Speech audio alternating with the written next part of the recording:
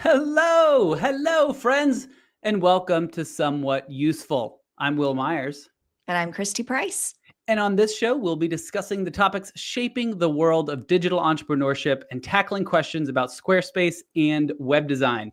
We're figuring this world out one website at a time and hope you find this somewhat useful. Christy, how are you? Well, I'm doing great. How are you? Oh, I'm good. Just as good as always. You just came back from the kit, I can't say ConvertKit, but the KIT conference. Right. Yeah, it's called Boise. Boise, that's right. And I'll give you $10 if you get the state right. Oh, Idaho. Starts with an I. Okay, okay. Oh, Boise, Idaho. Love it. Okay, over half the people I told I was going to Boise, they're like, Iowa? Cool. Iowa? Really? Yeah. No, it's Idaho. In Idaho. Pacific Northwest.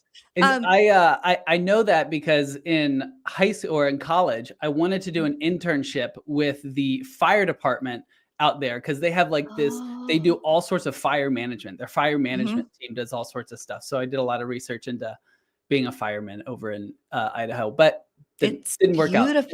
It is a beautiful. Yeah. And how was it though? The conference was amazing. So if you guys have been following along, you know that I moved from Kit to Podia. Was mad at Kit because they spent all this money on a new domain name. Guys, I was so wrong. They're amazing. Tell the audience, how much money did their Kit's new domain name cost? I heard that they spent $500,000 on it. And I was just like, ouch, I don't want my money to go there. However, I will say this is hands down the best conference I've ever been to in my life. Really? Yeah, it's called Craft and Commerce. I've already got my ticket for next year. You might think that because Kit is putting on this conference, they're an email marketing company, you might think that it would be all geared toward, hey, use our tool, pay us more money. Here are ways you can, grow the way you're using Kit. There was zero talk on using Kit. It was all about being a creator, being an entrepreneur, how to level up your business, marketing, YouTube strategies. It was incredible. I walked away having learned so much. It was absolutely delightful. So 3 days, 2 days, what was the length of it? It was 2 days. 2 conference days with a little bit of attendee-led sessions before and after. So the day after the conference, I was at Kit Studios. They have a studio there that anybody can use for recording podcasts or videos. It's amazing. And I was sitting at a conference table, and Nathan Barry, the founder of Kit, came in and sat across from me and started chatting. And you just had a conversation with him? Yeah. So his heart for entrepreneurs, it so clearly came through. And that was the moment that I'm like, I have completely misread the situation with Kit. They're great. Shouldn't have done Podia. Kit's the way to go. I love Podia too, but I should not have gotten mad at Kit. It was great. So are you thinking about moving your stuff? Was this conference enough to make you say, okay, I'm going to move my email stuff back to Kit? No, it's so dreadful moving all that stuff. I mean, at some point in the future, Kit does have a lot of features that Podia does not have. But right now I'm happy with Podia and really thrilled about the conference and everything that I learned there that had nothing to do with email marketing. Yeah. So cool. It just was good. Well, can I ask you like a high level question about this? Like what role does attending a conference play in your business? Because it's expensive. Like you had to fly out there, you had to get hotels, you had to pay for it. How do you measure the ROI on something like that? Yeah, it's really hard to do, right? But I will say that I walked away with 2 tangible plans. One is for potentially launching a low-cost membership that I completely scoped out during a workshop with Liz Wilcox while I was there. So that's something you and I have been talking about. And I finally, all the pieces kind of fell into place. So that's something I'm considering. And the other thing is I had an amazing conversation with Doc Rock, who does tons of tech videos.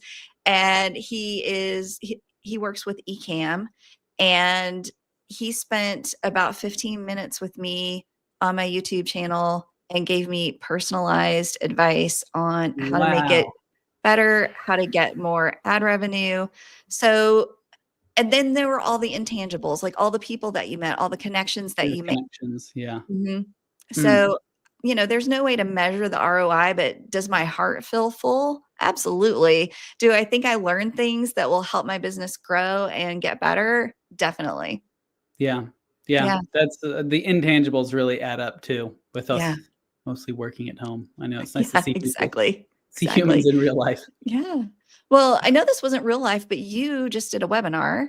Yeah, How did that go? another live type event. Mhm. It was good. So I enjoy webinars. I enjoy sort of the live aspect of this. And I'm kind of Mhm. in this place where I'm trying to figure out, do I want to be doing more live webinars or do I Mhm. want to be doing more pre-recorded YouTube videos? Like, Mhm. sure, would love to do both, but Mhm. I'm a person just like everyone else and my time's limited. So where should I be focusing my energy? Mhm. And I think this webinar, I thought webinars would be a little bit easier because I could sort of plan it out and then it's Mhm. just that day. I don't have to do all sorts of other stuff. It's like a You finite don't time have to window. edit. You don't have to edit either. But what I'm realizing, I think maybe just for my industry or not, like I think it's a lot. Mhm. I think my time is best used creating pre-recorded content and putting that energy in instead of like planning and all that for the webinar, putting that into post-production to like really trim something down. I enjoy the Mhm. live aspect. I think there's some Mhm. role from it for it, but it's more like connecting with the other people, the other entrepreneurs in Mhm. my audience. It's not as much teaching. So I don't know.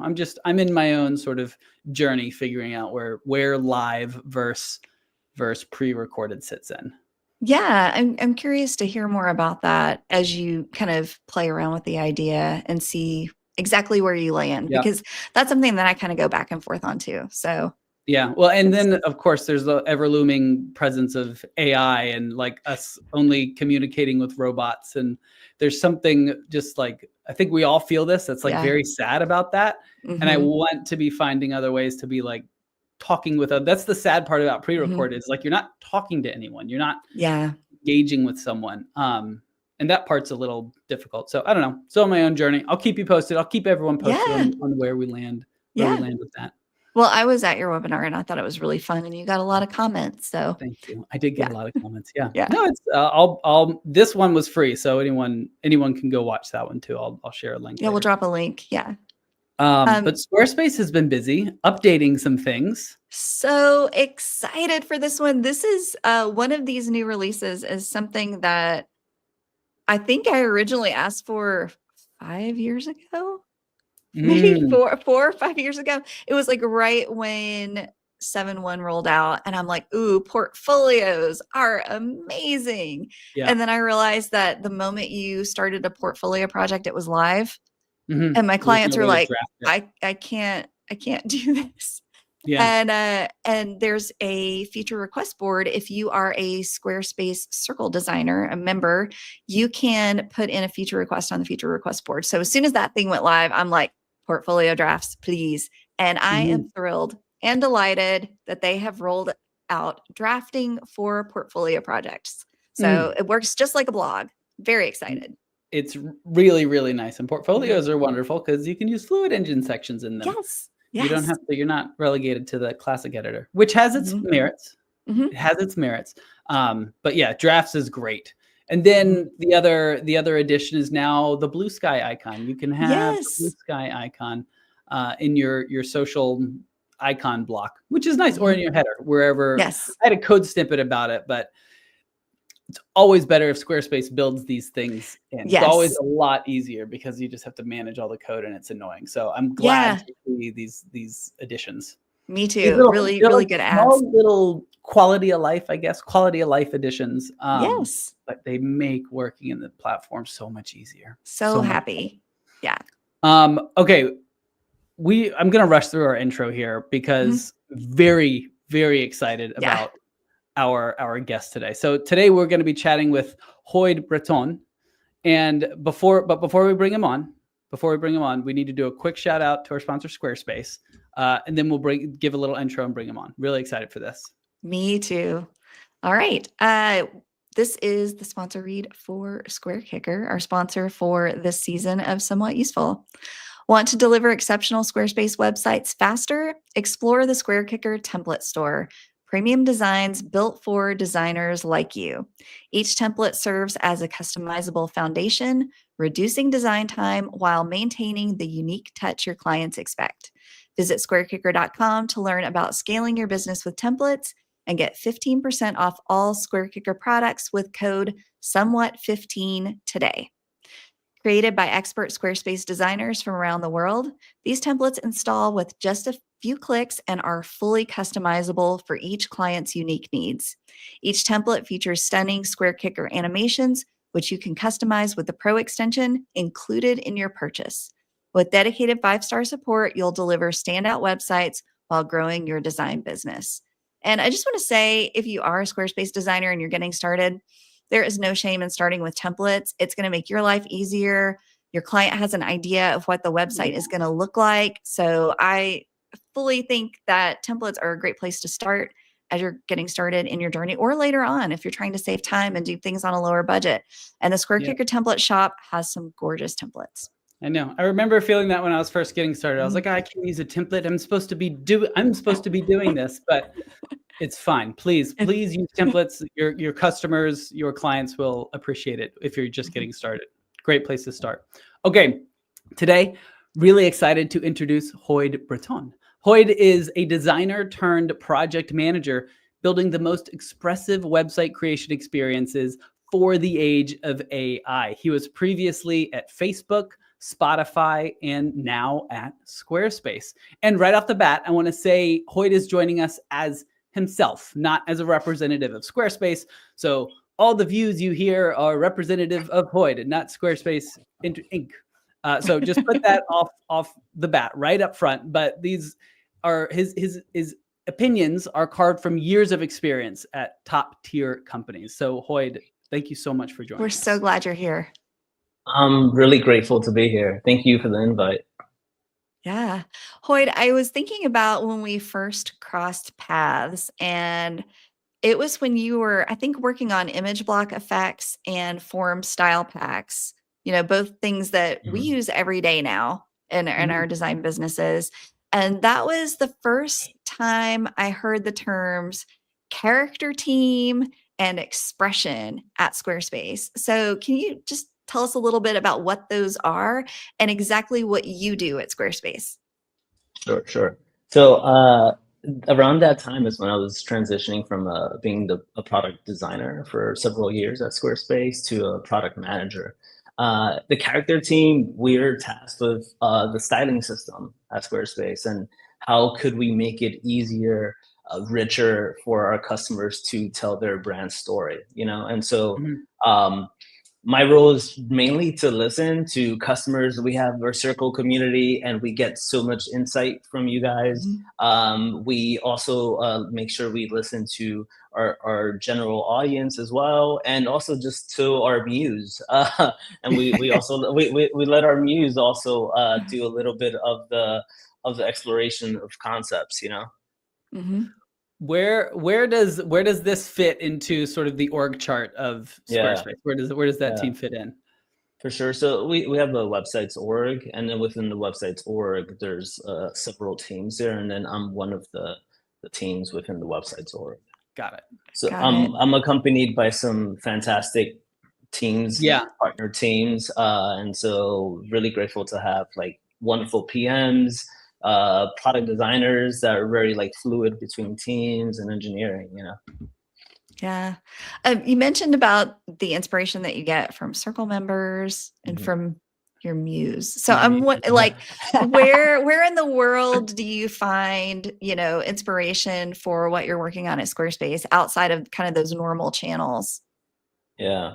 I to be honest, it's from anywhere and everywhere. Like I recently saw the Eno documentary, Brian Eno, and that was fantastic. It was at a drive-in and it was being shown at 4 different screens at the same time, but since it's generative, all the screens are showing something different, right? Oh wow. So it's like not only from like the actual content, which was rich and I found it to be inspiring, but also from the execution of the content. So I like that was a moment that was just inspired and like just like made me think of like what are parallels for like a website experience here, you know? So Yeah. just for clarity, that documentary was, you said it was like generative, like each different screen was sort of generating on its own as like you didn't know what was coming up? Yeah, like so Gary Hurstwist, he's the maker behind it. He did the Helvetica documentary and Oh yeah. Objectified, I believe. Yeah, yeah. Yeah, and so I believe what he has is like the same audio track, and then he has a sequence of scenes that then he could like randomly kick them in, you know. That's so And so Yeah. cool. that so essentially there's like a special signature in each screening, you know. Yeah. That's that reminds me of kind of like to bring it back into Squarespace. It reminds me of the layout randomizer, that layout function Yeah. within editing the sections. Yeah. It's just like trying out different things. That's super cool. So you just get your muse kind of comes from anywhere in life. You just pick and grab whatever it is. So most of our listeners are Squarespace designers. And like and you have been part of the character and expression team building the design element over at Squarespace. Like what advice would you have to give them for crafting compelling websites in Squarespace? Yeah. For someone deep in it?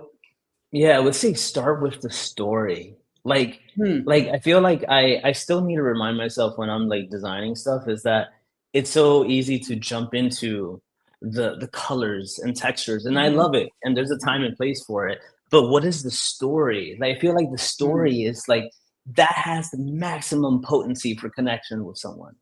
And so Yeah. like it's like let's like text is the most wonderful, most powerful ingredient, you know, a design Yeah. ingredient. And Mhm. so like no visuals, just text blocks and let's stack them and let's see how this story reads, right? And so like Interesting.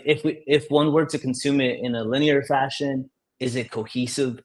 Does it touch, right? But Hmm. also if someone like a lot of people like you're gonna like they might jump into a certain like they might quickly scroll, and so like each module also needs to have its like micro compelling facet to it, because Hmm.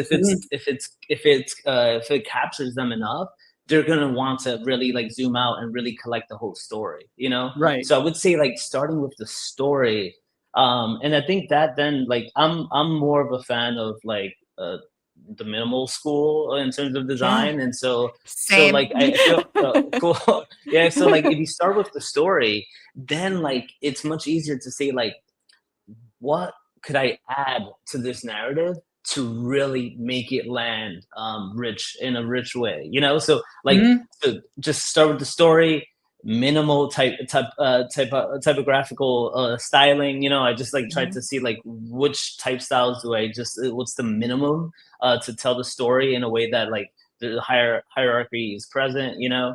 And Hmm. then thinking about whether it's image or video or anything, some animated assets via On top of GIFs, that. etc. Yeah. So you I start with, when you're building something, you start with just like text, basically. Yeah, for Your sure. website, just text.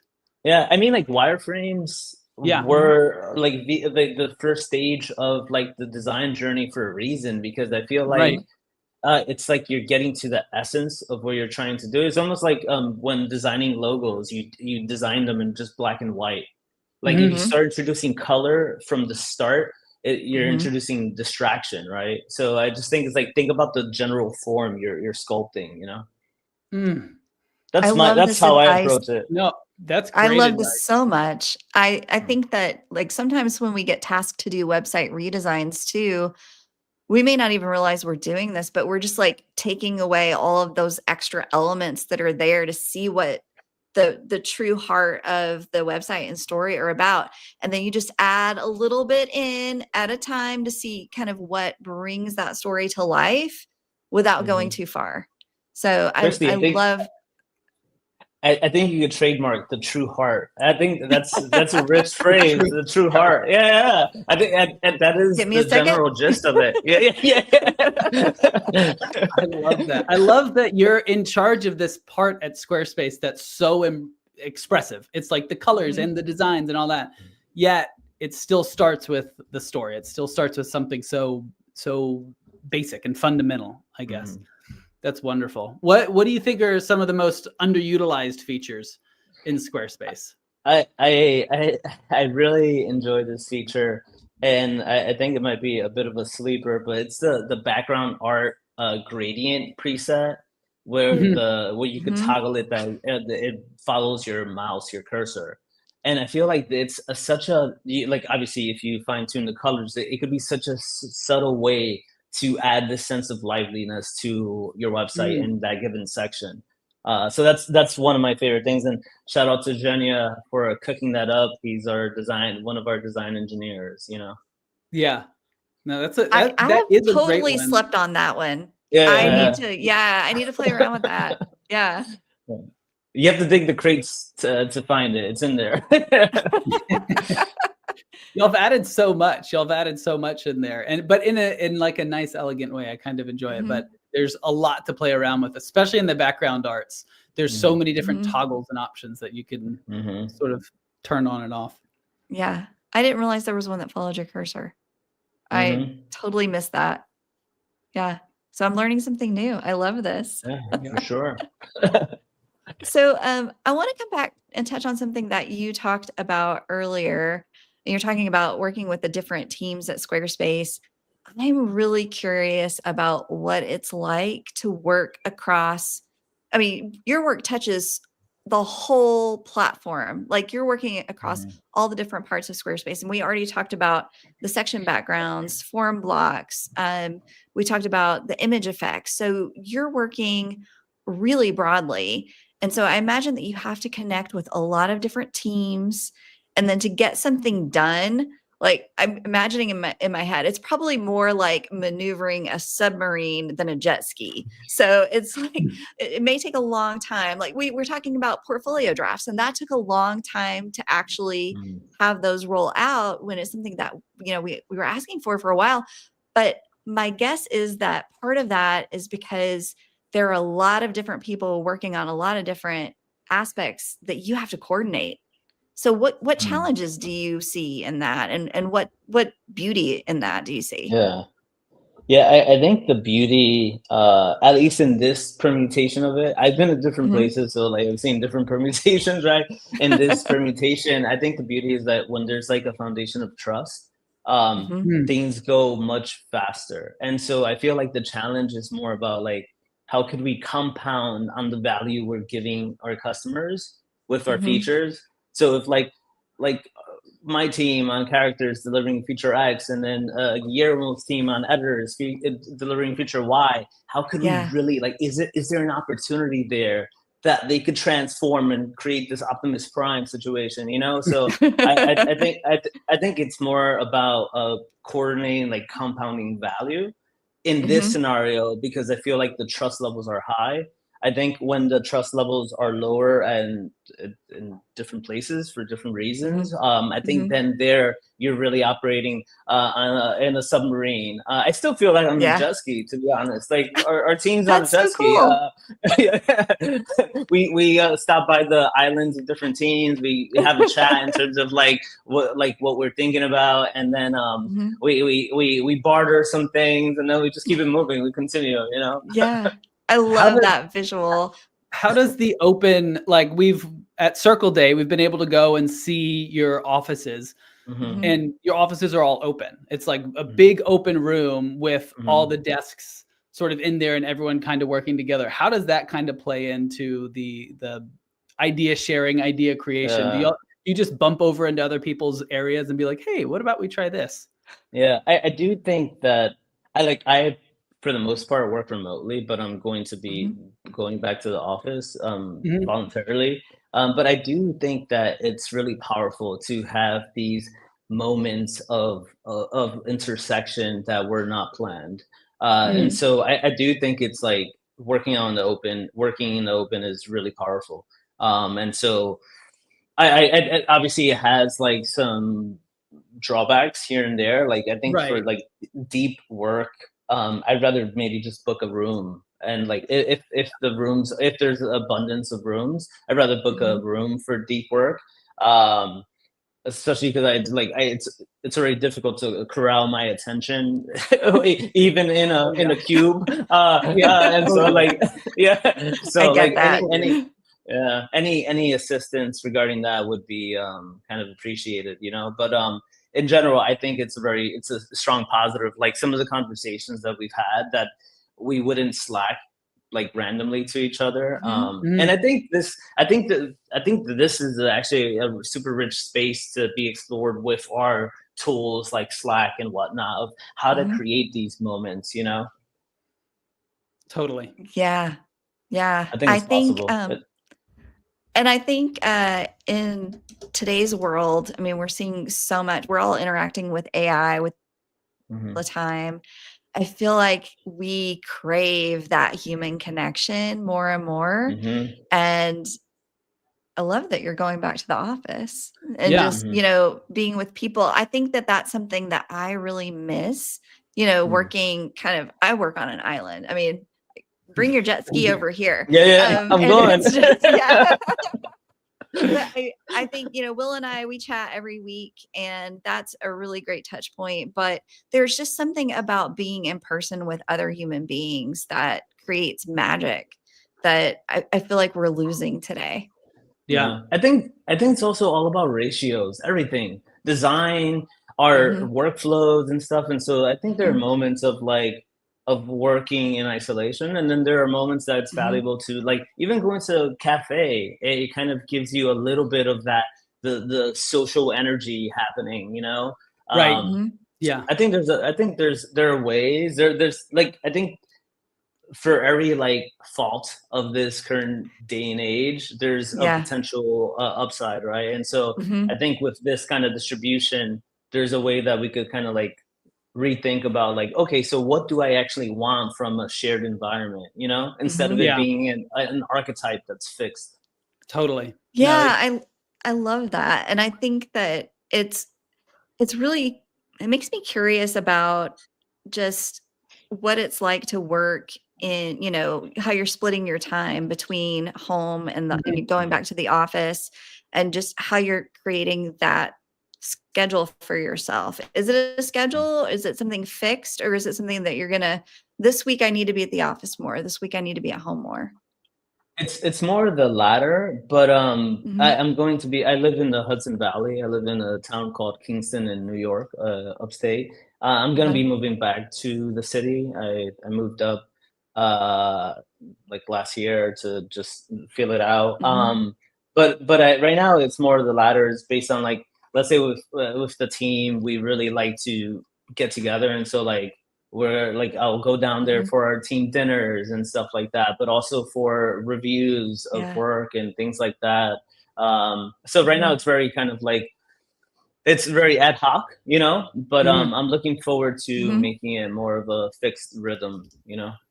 Yeah. Well, Hmm. speaking about balances and trying to Hmm. find the right balances in things, Hmm. AI is becoming more and more a part of just everyone's life. It's kind of Hmm. becoming the headline technology in every company. Yeah. How is Squarespace and you personally, why don't we just start with you personally? How are Yeah. you personally sort of Hmm. managing the trade-offs that come with AI in your own workflow and integrating it into the platform? Yeah. I think I've always like tried to bias towards curiosity, right? Like Mm, even if I have like a Hmm. pre-packaged notion based on some degree of associations with something, like I'm a fan of nature more than the machine, right? And mhm, stuff like that. And so Yeah. then that gives me a certain bias, right? But like I think Hmm. like curiosity is just I believe is like required. Uh especially like I think it's also like being in the design world. I think curiosity is like one of our core pillars, right? Yes. And right. so Yeah. out of curiosity, that's how I've kind of like explored AI. I think about it like almost AI as a material. And like Hmm, Hmm. what's the grain like on that material? What are the good things? Where's the strength and where are the weaknesses, right? And so mm, like I'm still in the middle of that. Um and so I use it every day. That's for Mhm. sure. Mhm. But I think how I see it is almost like, are you guys familiar with the T-shaped person? Yeah. Yeah. Yeah, yeah. But And I'll explain just it in case people aren't. yeah, sure. Yeah. Yeah. So like the T-shaped person is just a way to think about your core discipline. So like the Mhm. stem of the T is essentially like what you're really deep and good at. So in this Mhm. case, design is ours, right? Mhm. And perhaps and development, right? And then the beam on the T is essentially like the adjacent disciplines that you're familiar with and you have a good like handle on, right? And you grok them, you could engage with them. And so, but I feel like with AI, I feel like it allows us that this beam becomes thicker. And so Mhm. it's not going to be at the same height as the shaft, Mm. right? Yeah. As the Yeah. stem, because that is what we've accrued through years. And you could throw all the damn data to the training model, Mhm. but like, come at me, come at Right. me. Right. Right.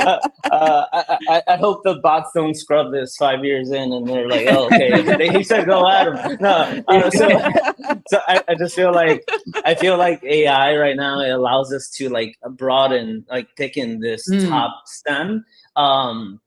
And it allows us to look at like what do we want to jettison from our jet ski, right? Like Mhm. Yeah. I don't need tool X anymore, perhaps, or tool Y. So I could just like, well, like, not to pollute the ocean, but like I could find a different place to release it. I just Right. I Mhm. might not need that tool anymore, right? So right now I'm Mhm. more like in the stage of kind of auditing what it's good at and what it's not good at, and Right. yeah. Mhm. So Mhm. do you mentioned right up at the top that you saw it as like a material. So do you Mhm. see would you see that as comparable to like the internet being a material or websites being a material? Like what are some other relative materials Yeah. that you work Mhm. with in your world? Like AI is essentially knowledge, right? That's on Mhm. Mhm. tap, right? And so Mhm. it's like, and then agents become when you could that knowledge you could then instrument like a recipe to take action, right? And Right. so Mhm. I see it as like it operates like beside it, right? And they could influence like Yeah. assets and things I do on the internet, but it could also perhaps influence other things. Like I'm really Mm. curious about industrial design, and I've been like 3D printing and 3D designing like a wall hook, right? And so like Uh-huh. I would actually like Oki Sato is one of my favorite industrial designers, and Kenihara, and Mhm. Naoto Fukusawa. And then I would like kind of give it a base of those are like my North Stars, right? And I Mhm. would have it critique the design that I made, right?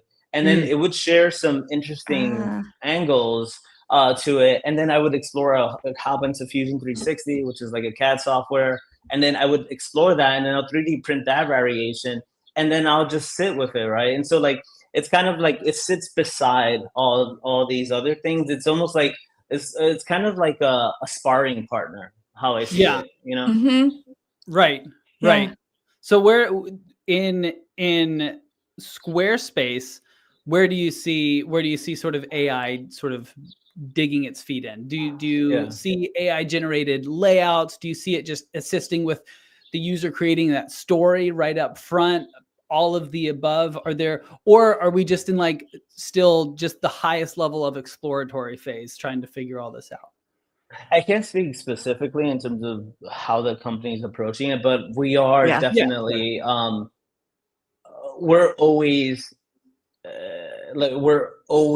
like human creativity is sacred, right? Core. But Mhm. it's more Yeah. exploring like what are ways that we could kind of what we could make people more, our customers more successful, Mm. Mhm. and perhaps reduce the load of things that are more like toilsome, Mhm. Sure. Yeah. so that's pretty much the Well, general no, gist.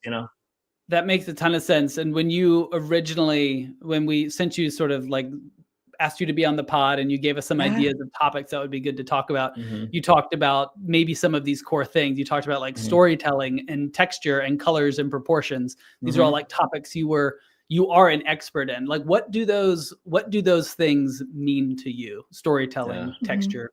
proportions. Yeah. I feel like telling a good story is the point of it all. Like Mhm.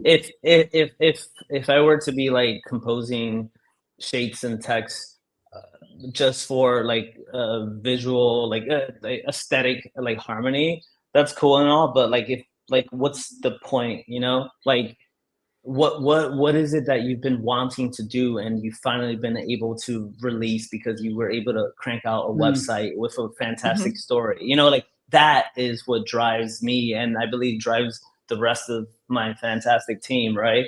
So I feel Yeah. like the Yeah. story is the grand pursuit, and the textures, colors, proportions, they're in service to the story, you know? Mm. um Yeah. but I feel like those like whether it's a good story being told, like right now I'm reading Braiding Sweetgrass by Robin Kimmerer. Uh, and it's just a fantastic book, but it's like all anchored in nature and the nuances of nature. And like within that story itself, there's already texture and it's just text, right? Right. Mhm. Yeah. She's talking about making baskets out of like black ash trees, you know, and like Oh, cool. how like they'll pound on the trunk and to carve each year of a layer of the tree, and that is like one part of the basket. You know, if that's Mhm. not Oh, texture wow. and story, Yeah. I don't know Yeah. what it is. But I feel like storytelling is the grand pursuit, and then we Mhm. have all these wonderful things in our toolbox to tell the story, you know? That's wonderful. Yeah. I love that, how it all comes back to the story. It's just that's what matters. Yeah, for sure. What Um, what is it outside of Squarespace mhm. that you end up doing? Do you mentioned sort of the industrial design and 3D printing Hmm. and stuff? Yeah, so that I've been really. I used to do woodworking years ago. I made like our dining table, room divider, like lots of things, and it So was like cool. really, yeah, it Super. was.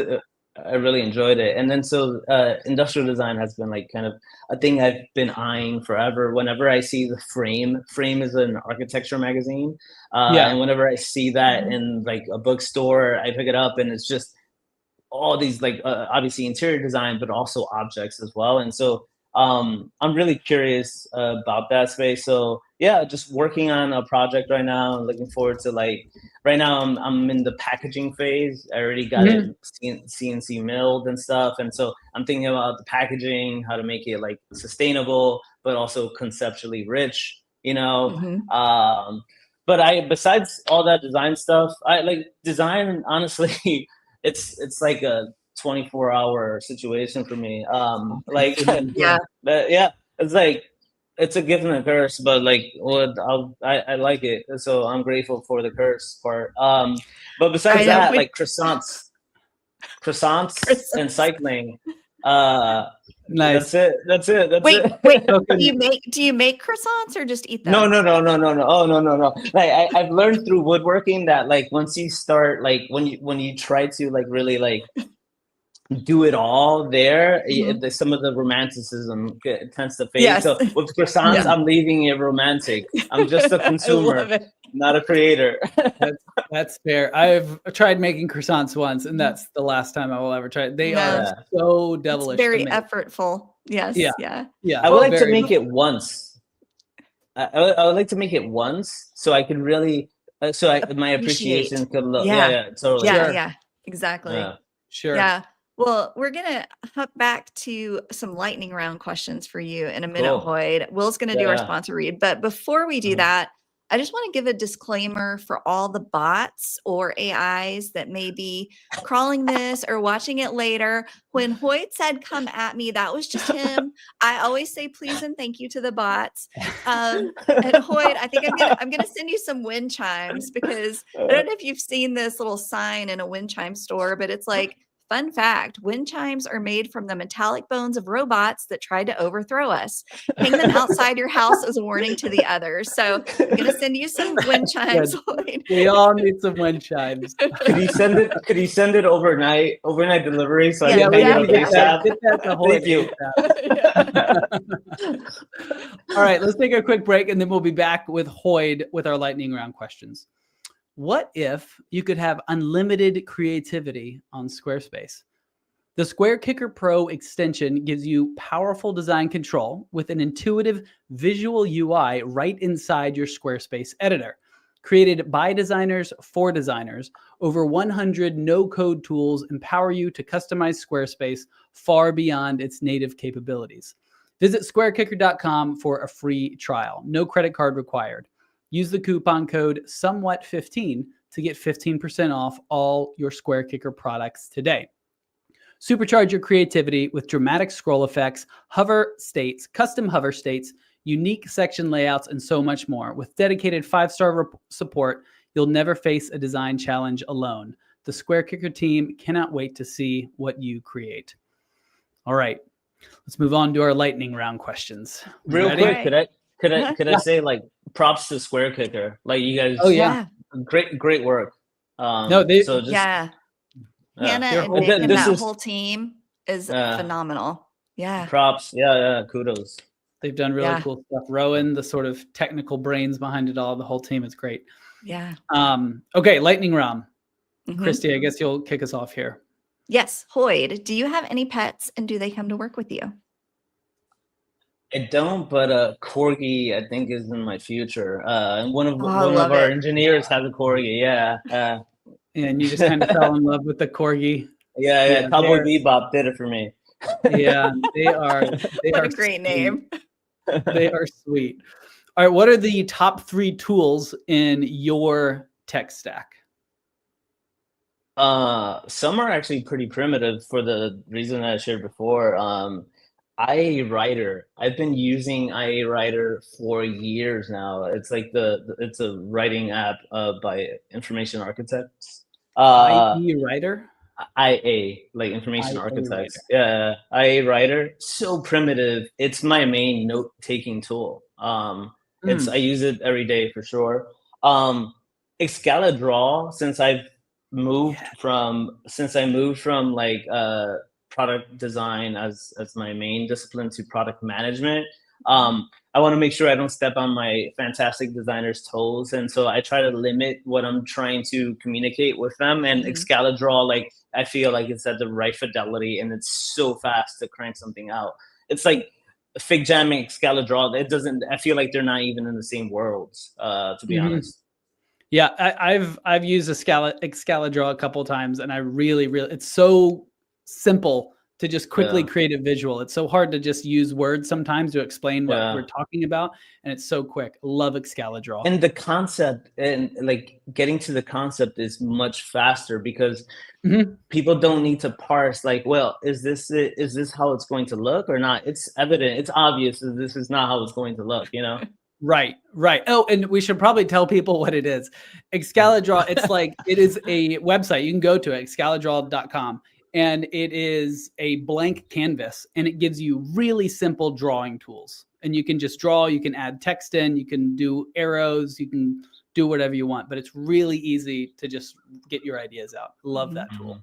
And ChatGPT, to be honest, is like, I've been wanting to like Claude more. But I think I need to just transfer my memories from ChatGPT, like export that, like clean it up, compress it, and then put it into Claude. But ChatGPT, I have projects for each facet almost of my life there, you know? Yeah, that's that's such Same. a powerful feature of it. Is the projects and adding the memories in. Yeah. I was talking about this yesterday with somebody. I started out with Claude, and there was one day that it was a little slow.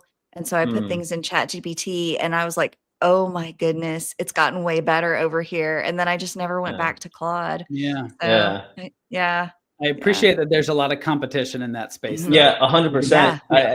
I feel like Anthropic, I'm happy that Anthropic is in the game. I feel like from interviews with the founder and stuff like that, it seems like there's it just feels, I'm happy that they're in the game. There are definitely reasons to prefer that one. Yeah. Especially code-wise. They're still the best code. So good. And then our last lightning round question, what's the best advice you've ever received? Actually, if I could share two. Yeah. Yeah. One was my photography professor in college, and he mentioned closing on the action, Hoyt.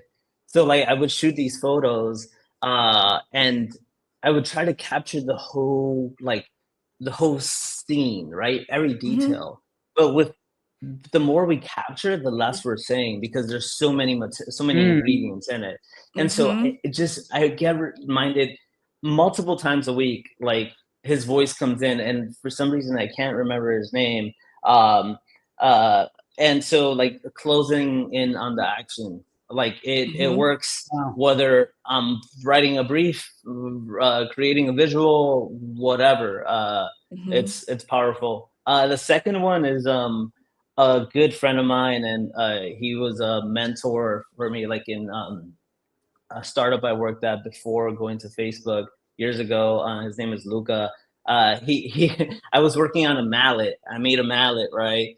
Um, I made it out of wood from scratch. Like I made it, Mhm. right? And I'm super excited to share it with him. And he's in Amsterdam right now. He used to be in New York, and I was like, Luca, what do you think? I was so excited. I put this like red waxed thread on the bottom too. I was Mhm. like, oof, it was like I felt really good about it. He was like, Hoyt, it's not bold nor is it elegant.